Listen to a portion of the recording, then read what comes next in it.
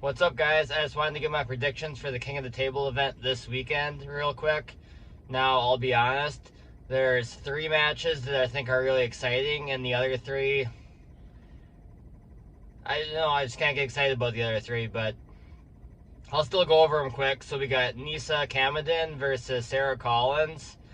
I don't know them very well, but I did see that Nisa is a multiple-time WAF and EAF medalist at 70 kilos, 154 pounds, and she even got second place in the senior division at the European Championships this year. Her other medals have been in the youth category. I honestly, if she can get second place at the European Championships, I don't see anyone in America beating her at her weight. Even the best in America would be Le'Aaron Wilson, and I would still have to favor her over Le'Aaron. And from what I can find, looking at wins and losses on Aries, Sarah's not even the best in America. To be honest, like, no disrespect at all. Like, seriously, no disrespect. But I don't really understand why she got the match. Like, all props to her, and I'll be cheering for her. But if someone knows how she got the match, because she doesn't have, like, a huge social media following either that I can tell. But I think Nisa's going to win pretty easily. We got Lars Rohrbachen versus Valera. Valera is Dennis Siplinkov's training partner that's super huge. I don't know how strong he is in arm wrestling. I don't know how he got a match either. Just because people know him from the Dennis videos, I guess. Since I don't know him, I gotta go Lars, because Lars is legit really strong 105, 110 kilo arm wrestler. I'd rather see Lars versus Lachlan, but since I don't know otherwise, I gotta go him over Valera. And then we have Larry Wheels versus Leonidas, right-handed. Leonidas beat him left-handed already. I can see why this match is happening, because I guess they have huge social media followings, but it doesn't excite me a ton. But just looking at Leonidas' recent right-hand matches at the Florida tournament, I think that Larry should beat him right-handed. And even though Leonidas beat Larry left, Leonidas is better left-handed, and Larry's more even, in my opinion. And also, Larry was cutting for a bodybuilding show when he pulled Leonidas left, and now I guess he's back up to 280. He looks really solid. So I go Larry. If he loses, I mean, if he can't end his streak of losing super matches, then I'll be kind of sad for him, to be honest. Like, Larry's a super strong guy, and I hope he wins this one. I think he's been looking really good, and he deserves a win. All right, 3 really exciting matches, high-level matches. We have Arif Artem versus Sergey Kalashnikov.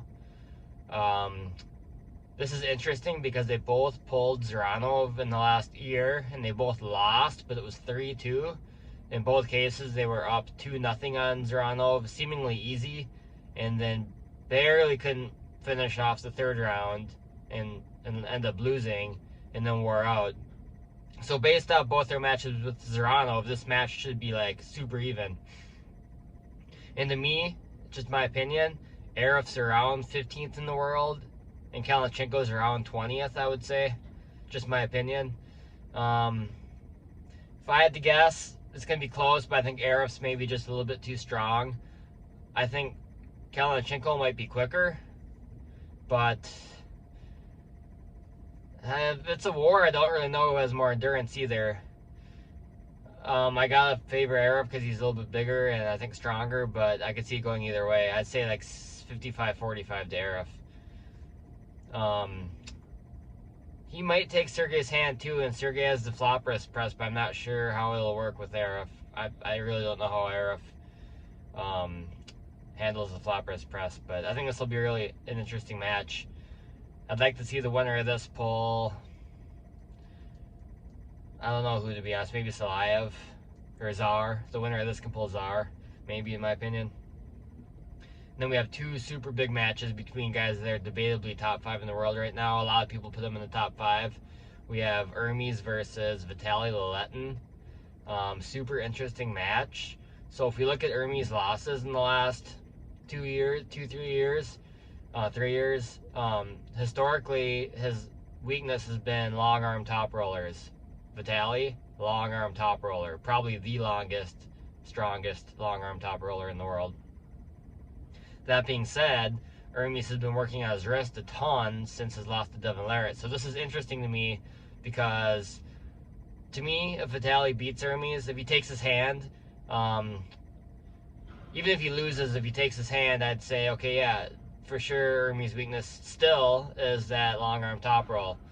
And if Hermes shuts his top roll down easy, then I'd say, just my opinion, that yeah, Hermes' hand and wrist got a lot stronger, which clearly it did based off gym lifts. But arm wrestling's weird. Sometimes you can get way stronger in the gym, and on the table you feel maybe only a few % stronger, or even the same. I do think he'll have been get stronger, but and then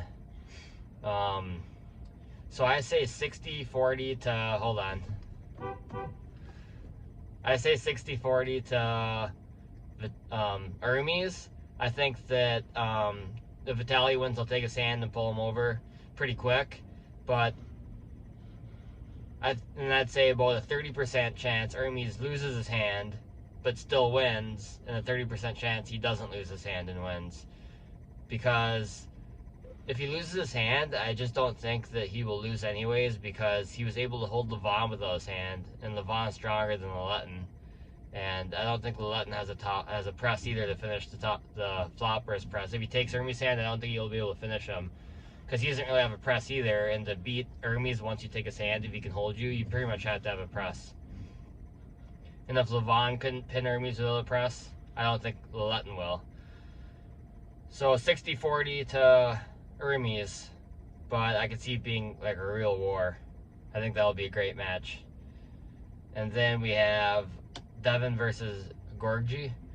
I think that this will be one of Devin's hardest matches, just because Gorgie's hand and wrist are so strong that I think maybe he can match Devin up top. Gorgie says he's never been top rolled before, which is not true actually. He has been top rolled, but he still definitely has one of the strongest hands and wrists in the world. I'd go 70-30 to Devin. I don't think he's going to be able to dad move Gorgie like he says he's going to. I think he will beat Gorgie by top rolling him. I think at some point in the match, whether it's round 1 or round 3, I think he'll finally take Gorgie's hand. I think that will be the lane for Devin. If he can get him in the hook, I think he beats him in the hook for sure, but I don't think he'll be able to get him in the hook, to be honest. Maybe later, maybe like the 4th or 5th round if Gorgie's just tired. But fresh, I don't think he'll be able to put Gorgie in the hook. And Gorgie also has amazing endurance, and he won't be intimidated by Devin's trash talk. It won't get in his head. So those are all things going for Gorgie: his hand strength, his endurance, and his mental capacity that will play well against Devin. But still, in the end, I think Devin's #1 right now between guys that are non-injured, not including Levin. And I think Gorgie will give him a hard match. I could be totally wrong. He could just dominate Gorgie.